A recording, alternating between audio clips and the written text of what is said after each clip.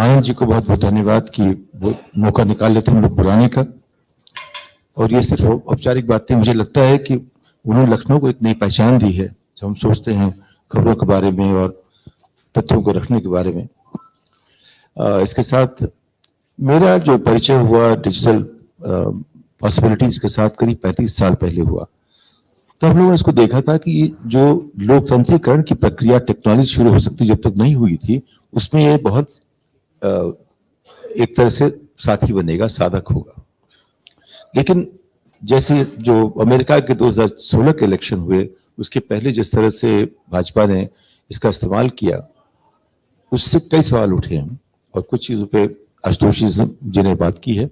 मेरा ये मानना है कि आज की तारीख में इसके पहले एक संपादक होता था, एक व्यवस्था थी, कोई भी खबर होती है, कोई भी तथ्य होते हैं, उनको एक फिल्टरिंग प्रोसेस था, उसको हम किस तरह से जांच सकते थे। लेकिन अगर हर व्यक्ति अपने आप में एक पत्रकार बन जाए, सिटीजन जर्नलिस्ट की बात हुआ करती थी, CNN ने उठाई थी एक जमाने में, और ओके तो अब जो है जो अगर हमारे पास 140 करोड़ पत्रकार हुए, जिसमें हर आदमी की आवाज, हर आदमी की समझ हर बहुत दूर तक पहुंचाई जा सकती है, तो उसमें एक कैसा माहौल बनेगा। जब भाजपा ने 2012-13 में अपनी स्ट्रेटजी बनाई, उन्होंने देखा कि उनके पास जो मेन स्ट्रीम मीडिया को जोड़ने की उतनी ताकत नहीं थी, तो उन्होंने व्हाट्सएप का इस्तेमाल किया। जितना सफल इस्तेमाल उन्होंने व्हाट्सएप का किया, उसमें जितना झूठ फैलाया गया, आज तक जितना मैंने व्हाट्सएप देखा है, उसमें कोई भी तथ्य परक नहीं था। वो उसमें सिर्फ चाहे एक मोदी घड़ियाल से लड़ता हुआ दिखाया गया 5 साल की उम्र में, या जो भी जितनी बातें कही गई, या फार्मास्यूटिकल इंडस्ट्री में भारत को सिर्फ महान बनाया गया, जितनी भी बातें कही गई हैं आज तक, अगर कोई तथ्य के आधार पर देखे कि मेरी नजर में जो मेरी समझ है उसमें एक भी तथ्य नहीं है। लेकिन मैं आपको अपने परिवार का जिक्र करके देता हूँ। ये लोग ऐसे हैं जो कि एक डिप्टी गवर्नर रह चुके हैं रिजर्व बैंक के, वो ऐसी बातें मान लेते हैं, कहते कितनी अच्छी बात कही है। जब मैं उनसे कहता हूँ कि अगर एक सड़क छाप आदमी कहता है जिसकी शिक्षा नहीं है, तो मैं शायद इग्नोर कर देता। आप कहते हैं थोड़ा सा शर्म आती है। मैं ब्लॉक कर दिया गया। तो मेरे परिवार में बहुत लोगों ने मुझे ब्लॉक कर दिया, क्योंकि उन्होंने उनसे पूछा कि आप कैसे इस चीज को विश्वास कर लेते हो। वो व्हाट्सएप की चीजें लोग उसे भरोसा करने लगे। तो यानी कि जैसे उन्होंने कहा अभिशाप या वरदान, ये जो एक वरदान होने वाला था डेमोक्रेटाइजेशन के लिए, उसका जो लोग इस्तेमाल करते हैं टेक्नोलॉजी का, वो तय करते हैं कैसे। सोचिए 6 जनवरी 2021 में जब ट्रंप के लोगों ने हमला किया यूएस कांग्रेस पर, फॉक्स न्यूज ने उसको इस तरह दिखाया कि ऐसी कोई हमला नहीं है। वो आपके पास कैमरा चल रहा है, उसका नैरेटिव ऐसा है कि वो हमला नहीं। CNN कह रहा है हमला हो रहा है, फॉक्स कहता है हमला नहीं हो रहा है। ये लोग जो है वो इलेक्शन चुरा लिया गया उससे परेशान है, वो हम पहुंचे उनके साथ। यानी कि वही बात, सब कुछ वही है। तथ्य क्या है? सबसे बड़ी बात है तथ्य क्या है। आशुष कहते हैं तथ्य है, तथ्य के साथ जुड़े हुए हम, वो है क्या? तथ्य वो है जो हम देखते हैं। और हमारे पास अब तमाम लोग, हर व्यक्ति अपनी बात कह सकता है, उसको कोई फिल्टर नहीं है। एक सोसाइटी जहां फिल्टर नहीं होता, उसके साथ पत्रकारिता की जिम्मेदारी बढ़ती है। अब हम लोग जो, जैसे आनंद जी के पास बड़ा फिल्टर है, क्योंकि उनके पास जिम्मेदारी है कि एक संस्था बन गया है। लेकिन जो एक व्यक्ति है वो भी कर सकता है यही बात। वो व्हाट्सएप से करता है, वो 2000 लोगों तक पहुंचता है, आप 10,000 तक पहुंचते हो, 1 लाख तक पहुंचते हो। लेकिन वो अपनी गलतियां जो है वो 2000 लोगों तक पहुंचा देता है, वो बांटते हैं। और चूंकि 93% लोग हमारे समाज में हाई स्कूल पास नहीं कर चुके हैं, उनके पास तथ्यों को जो जोड़ने की, समझने की शक्ति है, सीमित है। हम कभी नहीं कहें किसी के पास नहीं है, सब में सीमित है। यानी कि वो अपनी तरह जोड़ते हैं, और जब तक अपनी तरह जोड़ते रहेंगे। मेरा परिवार पढ़ा लिखा है, मैं अकेला बच गया हूं जो कि मोदी के उनकी आलोचना करता है। ये लोग पढ़े लिखे लोग हैं। हमारे परिवार टीचर, वाइस चांसलर निकले, जो माता जी की तरफ, पिताजी की तरफ लोग संस्कृत के विद्वान थे। कोई मेरा एक भी आज की तारीख में मेरे 50 या 100-150 के परिवार में एक भी मेरा समर्थक नहीं है। ये क्या बताता है आपको समाज के बारे में? ये सब व्हाट्सएप वाले हैं। और हम जो भी कितनी बात कहते हैं, बड़ी मुश्किल से मैं कोई बात कहता हूँ, लोग कहते हैं अच्छा ये तो तुमने ठीक बात कही है। वरना मैं जो भी कहता हूँ कि सब चीज में सरकार की आलोचना होती है, सब चीज में दुनिया के बारे में हमारे विचार होते हैं जो हमारा विचार क्या है, सब कुछ अच्छा हो सकता है। अच्छा हो सकता है उनके लिए जो अपना अच्छा खुद नहीं कर सकते। हम तो अच्छा कर लेंगे, लेकिन जो नहीं कर सकते उनके लिए सरकार का काम होता है। सरकार वही नहीं करती तो फिर कैसे होगा? तो उस बात को हम कैसे रखें? अभी हमारी एक बात हो रही थी, किसी ने कहा आप चैनल खरीद दीजिए। हमने एक संपादक को बुलाया, बड़े चैनल के संपादक।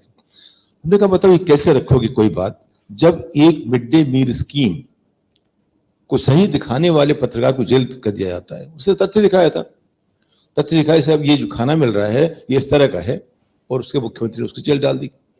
ये हर जगह हो रहा है।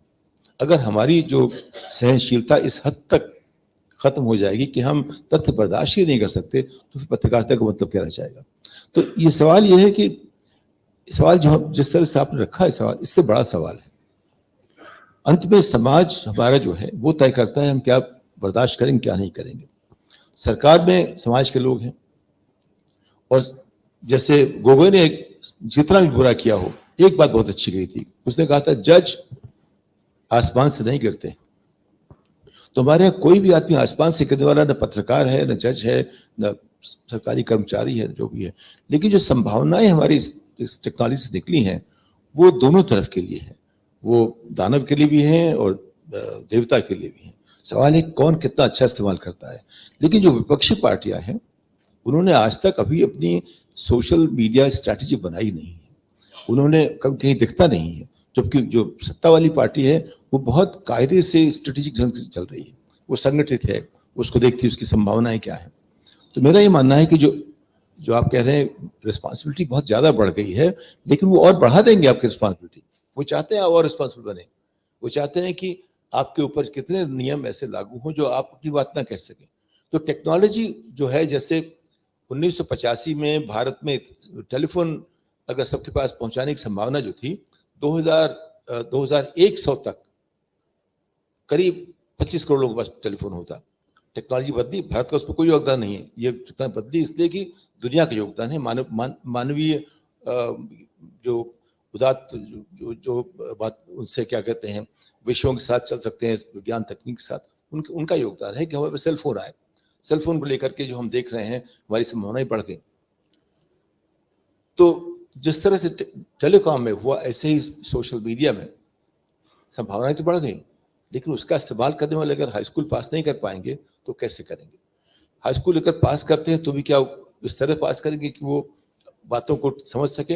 हमारी रिपोर्ट्स कहती हैं कि जो हाई स्कूल पास है उनकी क्षमता 6-7वें वाली है। तो यानी कि जो संभावनाएं बहुत हैं, उसको ठीक चलने के लिए हमें जैसे संगठित आज सत्तारूढ़ पार्टी ने जिस तरह से नियम बनाए, अपने कानून स्ट्रैटेजी बनाई, हमें कुछ सोचना पड़ेगा। वरना ये जो जितने भी टेक्नोलॉजी आती है ये किसके हाथ में पहुंचती है, कौन इसका बेहतर इस्तेमाल करता है, वो तय करेगा इसका नतीजा क्या निकलेगा। तो मेरा ये मानना है कि जो आनंद जी ने शुरू किया है, आशुतोष जी ने शुरू किया है, ये इसको हमें एक तरह से बहुत बड़ा बनानी पड़ेगी। इसकी कोशिश करनी पड़ेगी कैसे लोग इस पर जोड़ा जाए, और उस पर बात पहले भी हुई थी, कैसे उसको मोनेटाइज करें, कैसे क्या कहते हैं ये सस्टेनेबल बनेगा, कैसे ये रेप्लिकल बनेगा, कैसे ये स्केलेबल होगा। और जब तक वो नहीं बनेगा तब तक इसका पूरा फायदा सत्तारूढ़ या जिन पर ज्यादा साधन है वही कर पाएंगे। मेरा प्रश्न ये है, तीनों जो हमारे जर्नलिस्ट के सितारे बैठे हैं, कि प्रिंट मीडिया में बंधन लगा है, मानक है, तय है, प्रिंट मीडिया भी फेक न्यूज करती है, वो मेरे पास प्रमाण भी, ऐसी बात नहीं कि आप भी जानते हैं। डिजिटल मीडिया में फेक की बात हो रही है, क्या सरकार डिजिटल मीडिया को भी ऐसे मानक तय कर देगी कि बंधन में रखेगी? फ्री प्रेस कहां जाएगा?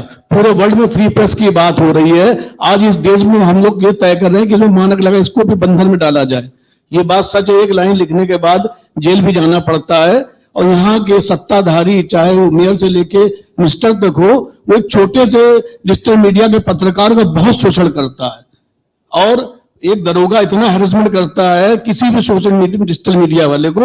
ये कहां तक है? क्या मानक तय करके बंधन में डाला जाएगा? क्या इसको फ्री प्रेस रखा जाएगा? नहीं, क्योंकि प्रिंट मीडिया तो है, बंधन में है, उसमें भी खूब मुकदमे होते हैं। आप लोग कहते हैं वो संपादकीय किया जिसपे मुकदमे ना हो, पहले कहा जाता था।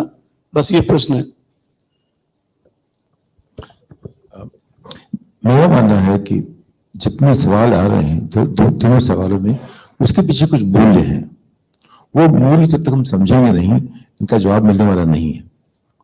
तो मूल्य क्या है कि सरकार जो है वो सार्वभौम हो गई है, लेकिन जनतंत्र की जो आधारशिला है वो ये है कि नागरिक सार्वभौम है, सिटीजन की सॉवरेंटी होती है, सरकार की सॉवरेंटी डिराइव वहां से होती है। प्रधानमंत्री हमारा रिप्रेजेंटेटिव है, उसको हमने चुना है हमारे लिए काम करने के लिए। आप मानते हो भगवान हो गया, वहां से गलती होती है।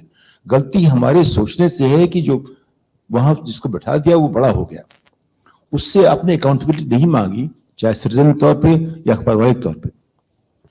मुझे लगता है कि जो 1930 में जर्मनी में हुआ था, जिस तरह से वहां उस जमाने में मीडिया का इस्तेमाल किया गया लोगों का दिमाग ब्रेन वॉश करने के लिए, वैसे ही आज पिछले 10 साल से हो रहा है, एक्चुअली 12-13 साल से हो रहा है, क्योंकि प्रक्रिया शुरू हो गई थी 2014 के पहले, तब जाके 2014 पहुंची थी। तो उन्होंने बहुत सामरिक ढंग से इस्तेमाल किया सोशल मीडिया का। जिन लोगों ने सत्ता पानी थी, सत्ता की लड़ाई में जो लोग चढ़ना चाहते हैं वो थे ये पॉलिटिकल एंटरप्रेन्योर्स हैं। जैसे एक उद्यमी होता है, उसके पास पैसा नहीं होता, लेकिन एकाएक देखते हैं आप उसके पास लाख करोड़ का धंधा आ गया। आपने देखा एक आदमी के पास जो सबसे बड़ा रईस बनने वाला था, वो स्कूटर चलाया करता था, उसको जानता था जब 30 साल पहले, कैसे वहां पहुंच गया? वो उद्यमी है। उद्यमी सब कुछ करता है वहां पहुंचने के लिए, अगर उसके रूल्स ना हो। परेशानी ये है कि जब हम रूल्स बदलना चाहते हैं, रूल्स को मानते ही नहीं है, इंस्टीट्यूशंस को कमजोर करते हैं। इन्होंने कहा कि जो 4 कार हैं सबके पांव डगमगा रहे हैं, सिर्फ एक पाउंड जो है बहुत मजबूत हो गया है, बाकी 3 कमजोर हो रहे हैं, वहां मुश्किल हो रही है। तो मैं ये कहना चाहता हूं आपसे कि हमारे मूल्य क्या है, वहां से बात शुरू होगी। उनको पहले देखिए, सवाल करने के पहले हमें देखना पड़ेगा अंदर क्या हम अपने आप को एक लोकतंत्र का नागरिक बनने के लिए तैयार कर रहे हैं। अगर बहस ये होगी कि हमें एक स्ट्रांग सेंटर चाहिए, एक स्ट्रांग लीडर चाहिए, तो आपको क्या मिलेगा जो मिल रहा है?